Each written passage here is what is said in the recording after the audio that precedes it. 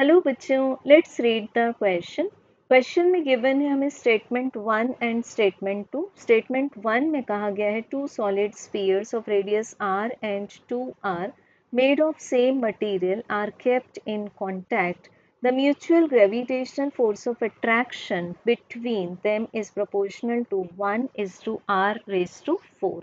और स्टेटमेंट 2 में कहा गया gravitational force of attraction between two point mass bodies varies inversely as the square of the distance between them। सो बच्चों सबसे पहले हम लोग मान लेते हैं दो solid sphere. First solid sphere की रेडियस है r और ये एक दूसरे को टच करते हैं, और सेकंड सॉलिड स्फीयर की रेडियस गिवन है हमें ट्वाइस ऑफ r। अब ये कांटेक्ट में रखे गए। अब हमें एजर्शन में बताया गया है कि इनके बीच में जो म्यूचुअल ग्रेविटेशनल फोर्स लगेगा दैट इज एफ, वो इन्वर्सली प्रोपोर्शनल होगा r टू द पावर 4 को। तो बच्चों इसको चेक करते हैं। तो इसके लिए हम दोनों को ही डेंसिटी को क्या मान लेंगे, दोनों को मान लेंगे कि सेम मटेरियल के बने, तो इनकी डेंसिटी को हम मान लेंगे रो, क्योंकि यहाँ सेम मटेरियल गिवन है। तो हमें मिल जाएगा फर्स्ट स्फीयर का mass as volume multiplied by density, it means 4/3 pi r cube रो।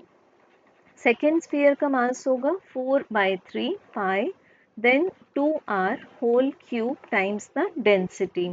अब बच्चों इनके बीच में, सेंटर्स के बीच में जो डिस्टेंस आ रहा है वो कितना हो जाएगा total, that is r plus 2r, it means 3r।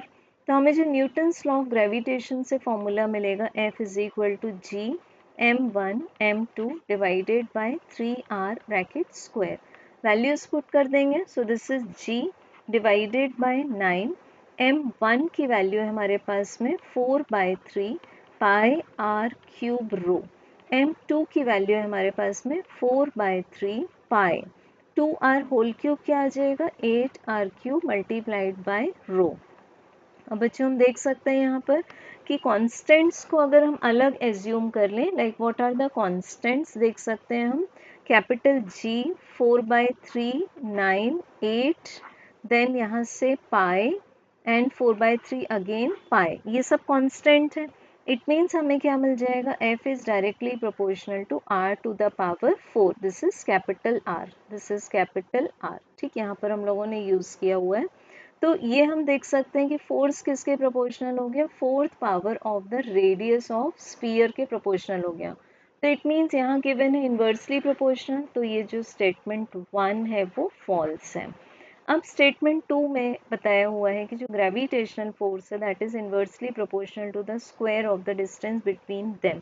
तो this is correct according to Newton's law of gravitation, क्योंकि सिर्फ लॉ ऑफ अट्रैक्शन है।